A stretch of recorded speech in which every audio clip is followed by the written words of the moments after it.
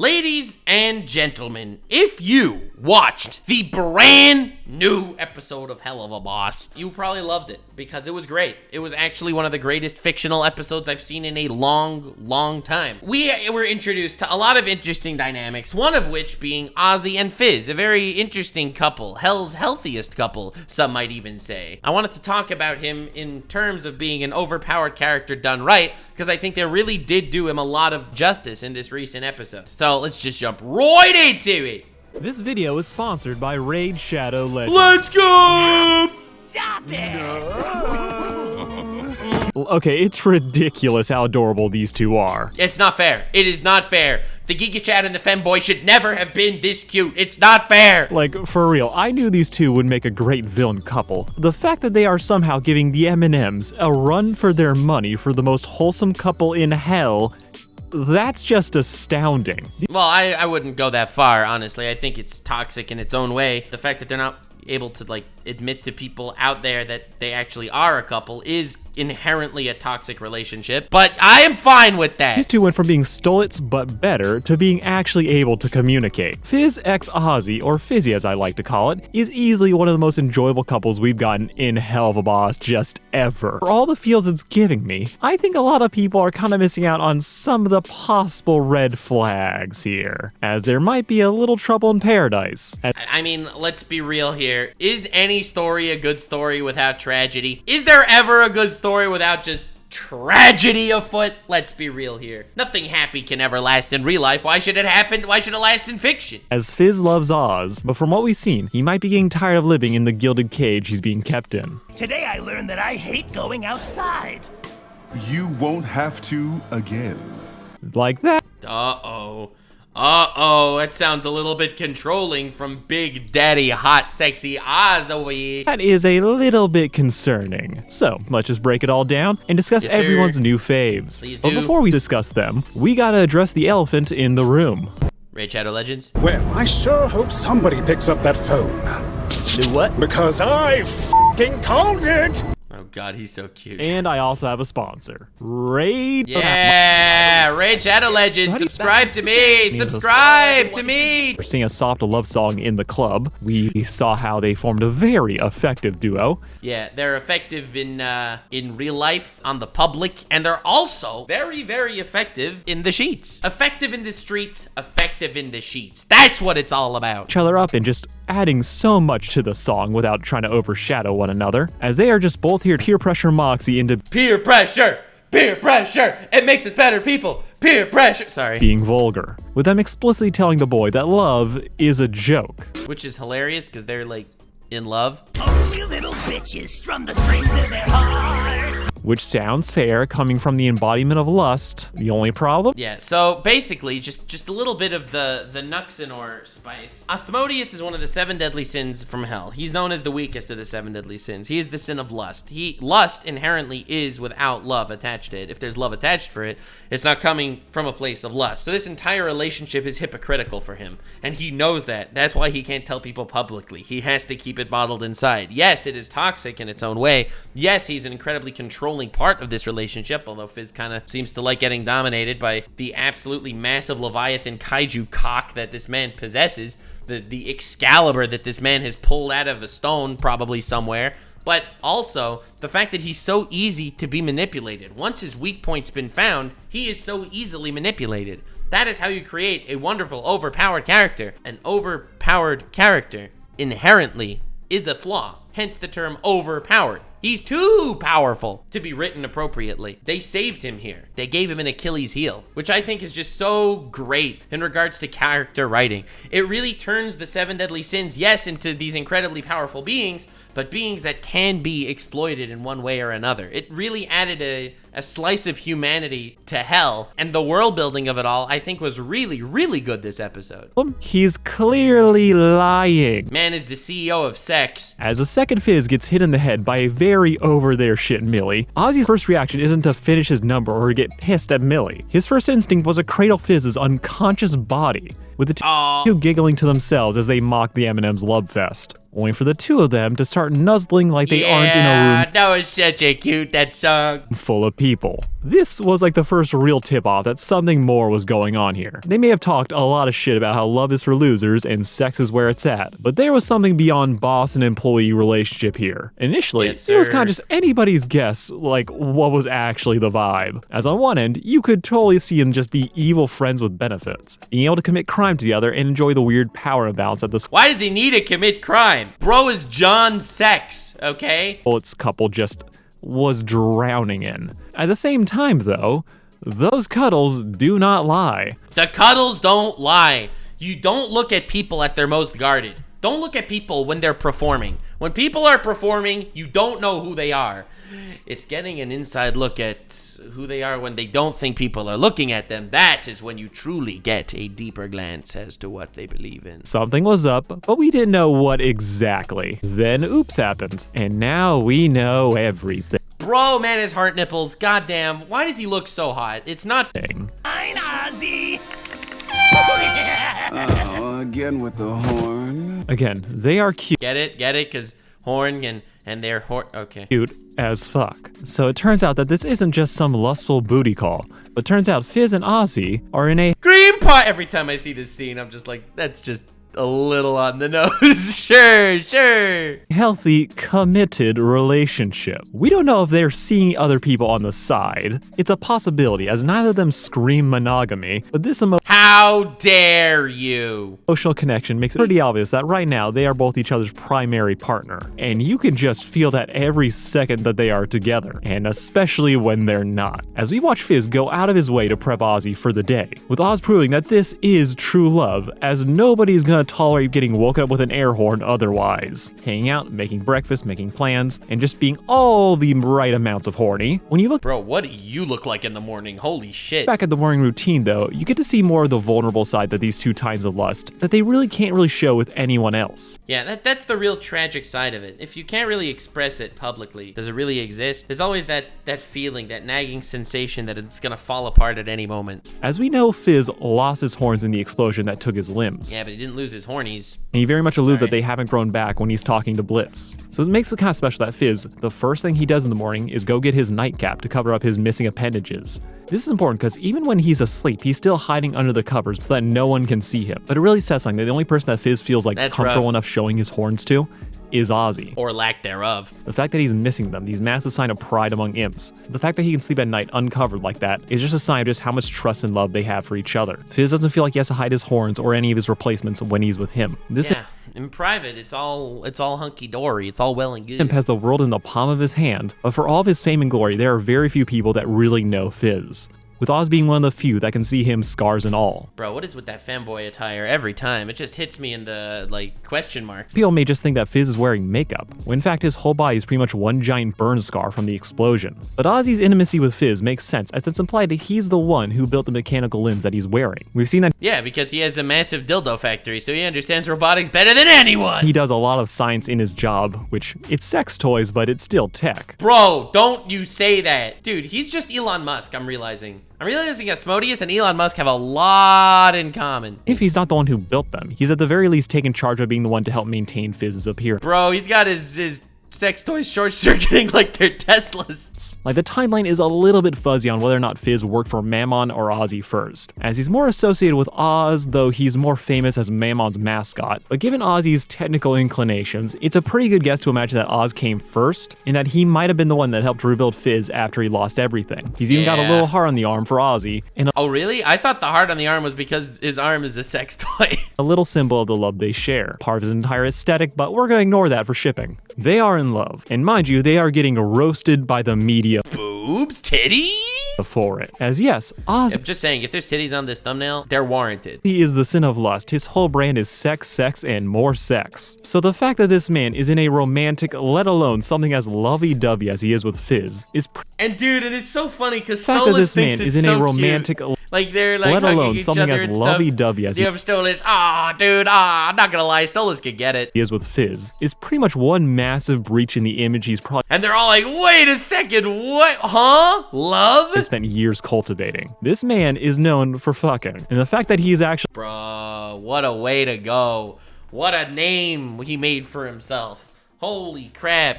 they're like, oh, Oz, you mean Justin fuck? Getting romantic with someone is a little bit eyebrow raising. This forces the Yeah, that's what was raising. It was the eyebrow. to them to hide their love and pretend that it's just for pleasure. No emotional intimacy whatsoever, which funny enough does make the buzz between them and Stolitz all the more prevalent, as Stolitz very much wants to be in an emotional relationship, but instead they're trying to convince everyone around them that they're not a couple. While Blitz actually believes that, Fizzy knows what they are and knows what they want, allowing them to achieve that foreign emotion Blitz can't remember called happiness. No, it's not that Blitz can't remember happiness. It's that Blitz can't ever feel like he can trust someone else to love him. Blitz thinks that he's the only one that could love himself. So he just can't imagine a world of Stolas actually loving him because he doesn't think he's worthy of anyone's love but his own. Fizzy's able to do what Stolas probably wishes he and Blitz could, but the two of them are too bogged down in communication issues to talk about what they really want in this whole thing. And just like Stolitz though, Fizzy being a thing is the other worst kept secret in hell, as they truly are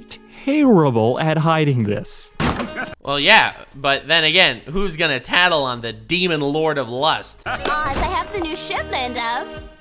You mind? Like, it's not even that they got caught, it's the fact that they're living together. Oz has a giant painting of them in his office, where He's just based. He's just so based. he has meetings. It's also the fact that this is Ozzy's wallpaper, not his home one, the locked version that everyone can see. Yeah, they're making it obvious enough, but still not willing to say it. Like, it's not going to be a public announcement, but it's obvious enough. Fizz's dog leash has from Ozzy with love. These two motherfuckers could not do a worse job at this if they tried. However, for as much saccharine joy I get out of watching them, I do think that things aren't as perfect as they seem. Fizz, for all of his gushing and how maturely he's able to handle the whole Blitz situation, there are some hints that he might be struggling a bit more with this ship than Ozzy is, as we see from the newspaper that the media is making a big deal out of their relationship. Yeah. With the haters who wrote it implying that Fizz is a gold digger who may be after Oz's wallet, not his heart. This is in contrast to how it talks about Oz, who, being the rich socialite and not an imp,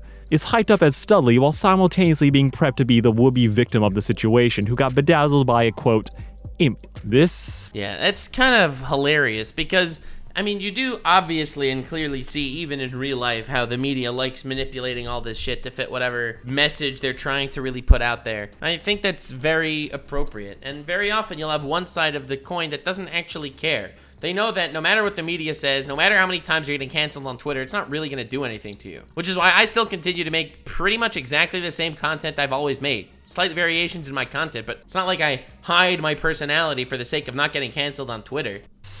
happens a lot in real life, an unfortunate amount, as people have already taken sides and are assuming the worst about everything. With the newspaper even bring up elements of two-timing, as it brings up Fizz's status as being one of Mammon's favorites, making Fizz seem all the more duplicitous. Fizz reads the newspaper and immediately tries to hide it from Oz, with him chucking the whole trash can out the window, as he doesn't want the big guy to see what other people are saying about them. Fizz, even though I'm sure he knows, and even though I'm sure he doesn't care, is trying to protect Ozzy, but I also think this hints at Fizz may be more insecure about the relationship than he lets on, or at the very least, he's kind of concerned about. I think he's concerned that at some point there will be some crackdown, some big guy will call Ozzy out, and then Ozzy will just discard Fizz. I feel like there's so much of that fear. How he's perceived. Ozzy is the sin of lust. He is one of the most powerful people in hell. There is like 8 people that can say anything to Ozzy's face and not get eviscerated immediately. Ozzy is a bit like Stolas in that he's used to having a lot of attention. But typically though, his wealth and status protects him from most of that criticism.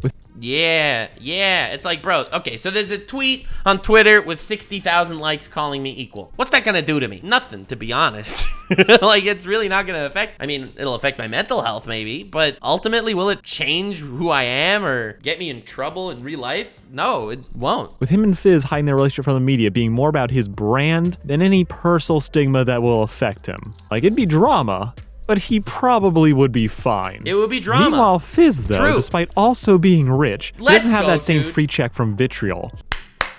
Man just said exactly what I did in slightly different words. Oz is too big that some Twitter drama is gonna get him in trouble. but Fizz, he could be destroyed by it. He's already being set up to be the bad guy in this situation, and again, most of that's just from the fact that he's less famous and he's also an imp. But even though Fizz is also rich, he doesn't have that same luxury, as he is still an imp. They are the oppressed underclass, the people that the world of hell just will not stop giving the short end of the stick to. So the fact that he is dating Oz leads to him being the one to get most of the shit, to be presented as some kind of gold digger while Oz gets to stay up on that pedestal. Crim shows that some people are snickering behind his back and he might be ridiculed as the weakest of the sins, but still, he's one of the sins, bro. I also love that Crim was able to like really hit his pressure points. I think that that's also really, really nice, because ultimately, even though, you know, he's a demon lord, he's still a person, sort of. Those people are smart enough not to talk shit. And it's not just from upper demons. Even other imps are throwing shade at Fizz dating Ozzy, calling him a purse dog, implying that he has no autonomy and that he's just some pet plaything to Ozzy. And that's just the racist. Blitz is not much That's just the racists, you know? 50% of society. better, as he basically calls Fizz a sugar baby. At least I'm still actually working for my shit and not getting everything handed to me like some pampered attention whore. Now, Blitz and Striker both have massive issues, but I also think that this sentiment is probably not that uncommon with the rest of the imps. And this publicly leaves Fizz in this weird place where he has to Well, I don't think that's uncommon in real life either. When you have like some 60-year-old incredibly rich guy, all right? You got a 60-year-old billionaire marrying an 18-year-old girl who now has a green card from a third world country to live in America. Don't you raise your eyebrows? Aren't you like, okay, dude, we know what happened here. This ain't love, homie. defend all of his decisions, to defend the possibility of an imp dating a royal, while also denying that it's actually happening. And even when he's caught, he has to make the fact that he's into Oz all about lust, and going on and on about how this is mostly a big dick thing, which no one is buying. But this, I bought it. like, really can't be an easy position to be in, as this is problems on top of what Fizz is already dealing with, as the man is clearly suffocating right now. Man, it's great not being in the spotlight for once. More than just Ozzy being worried, Fizz's status as a celebrity has saddled him with a lot of famous people problems. He craves being able to go out and not have to worry Yo, he just like me, for real, for real. about being in the spotlight, dealing with fans, or just the possibility of getting kidnapped. This is in contrast to the fact that he's still not great at being low-key. Dude, I love that scene. That scene was epic when he shows up out of the car and he has those weird dildo shooting confetti at everyone, bruh. aware of what Fizz has to go through. He's used to being famous and knows Fizz isn't the brick shithouse he is. So Oz naturally worries about Fizz's safety, becoming a bit of a mother hen who fusses over Fizz whenever he leaves the house. He's the alpha dog. He's the top, bro. There ain't no question about it. Something as simple as groceries or going to work, suggesting that he shouldn't do this on his own, that he can send an escort, that they should do it together, and if he does go, he has to keep his phone on him, not to mention the fact that he expresses some light disapproval that Fizz is even doing this whole mammon thing. Oz isn't controlling yet, but Yet, he will be now. Oh, he will be now. given how this episode ends with Fizz nearly dying and coming back all banged up, I could definitely see that being a possibility for Oz later down the road, that he might develop some control freak tendencies, as he is just I mean, I do already think he's definitely overbearing, even at this point. Even though I do think it's kind of justified, because, I mean, obviously it worked. so desperate to protect Fizz. As if he thought he was fragile before and in need of help, he's definitely not letting him out of his sight for a while. Well, don't worry. Today I learned that I hate going outside. He's just like me, for real. You won't have to again. Oh, is that what they call, is that what the kids call, foreshadowing? Also, to be clear, Fizzy has way better communication skills than Stolitz, but I wouldn't go so far as to say that they're perfect. They're not perfect. They're toxic in their own way, 100%. That's what I said in my actual, like, reaction thing. As Fizz goes out of his way to avoid discussing the whole paparazzi situation, he defaults to flirting and making cute faces so that Oz will let him go to Greed without Would work on me, not gonna lie. an escort. They're pretty good from what we've seen, but there is some conflict avoidance here that, while not unnatural for a relationship, could definitely build up into something later down the road. With Fizz bending the truth to avoid touchy subjects like in the elevator, God, I wanna bend Fizz over and touch his where he seems sad when Oz brings up the idea that he won't be able to go outside anymore. Yeah, the animators did a really good job with the facial expressions in this episode. Or at least on his own. Or that sad look could be set up for the next scene where he apologizes to Oz for all the trouble he's caused. Anyway, Fizz is feeling a little bit constrained by all this media attention and might be just Fellas, is it gay if he's a robot femboy clown imp monster? living a normal life. It'll be interesting to see if they change how they operate going forward. Ozzy seems to have said fuck it and isn't worrying about what his employees think anymore. Bro, man, he punched the dick off a statue. No one is gonna ever threaten him after that. They'll gossip, but they know better than to snitch. And after everything they went through today, he doesn't care what others think right now. You really can't doubt that Ozzy isn't just as smitten with Fizz as the little guy is with him. From the flirting to the snuggling, they are just dripping in romance. It's funny though that Oz was just fully willing to give Stolas an Asmodean crystal, but refused to do it as he knew it was for Blitz and knew that Fizz hated him. He did it for his man, and he was ready to give away most of his money to get Fizz back. If that's not love, I don't know what is. Bro, it's love. We get it. We get it. But love doesn't always last forever, especially when there is a much more toxic component to the relationship, especially when the media and everyone is threatening you and telling you that your love should not exist. Oz is very much anti-love potion, despite being the embodiment of lust. Yeah, because that's love, not lust. Not saying that we needed any of those implications. I like how he thinks of it as a sport where one needs to actually have skill and a rock and bod to win. But that does make me look at the It's a sport, bro! I respect it. I look at it as a sport too. Vraska song and reevaluate what happened there, as Blitz called her singing a goatish mating call. And I thought the implication there was that she was magically making her audience hornier. If this is Was it magic or boobs? Like, I'm just gonna say it. It would have worked on me without the magic. the big man's take on lust, then I guess Vraska was just singing really good and people got horny from that. Why is he acting all surprised? Like, what part of that is confusing you? The fact that people saw boobs and were turned on by them? Which is a thing, but like it does feel like a little bit of a retcon, as it just felt heavily implied. But now we just skip that so Ozzy can be unproblematic. But I love me a gentle giant match with a little gremlin. So truly, I was very well fed this episode. Like, it's baffling to me that these two somehow have equal or better communication and listening skills as the M&Ms. That is insane. Bro, but truly, they're so when you see just wholesome. how happy they are together,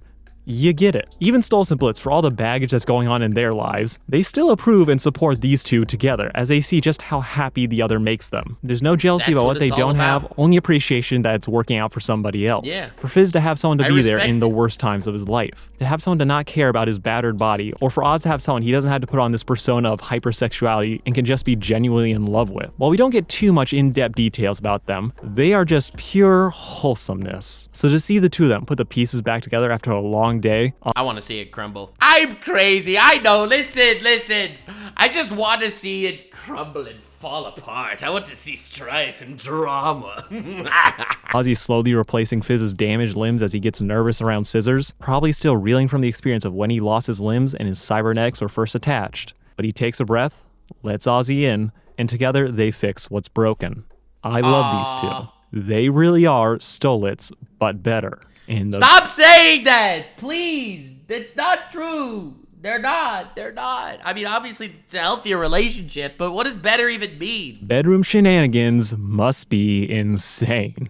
Thank y'all for I'm just saying, very important little tiny itty bitty little detail. I do not want to live in a world where the lust lord and the cripple have a better, more wholesome relationship than everyone in my chat. I was gonna say me, but no, I'm perfectly happy. I live in roses and buttercups, and I'm just so happy with everything and my life choices that led me here, and everything I've done to be who I am, and the people that I know, and how much love that I feel and that's shown to me in like different times. Listen, it's like I told Satan. It's like I told Satan the other day. Blue door, you go back in time and fix all your mistakes. Red door, 10 million in hand. So my reaction was immediately, red door. I have no regrets, Satan. Just saying. for watching. This has been Sarcastic Chorus. Like, share, and subscribe. Remember to check out my sponsor. Yeah, definitely remember to check out my sponsor, Sarcastic Chorus. No, I'm joking. But he's a good guy. Check him out. I like his videos. He does a good stuff. The shipping thing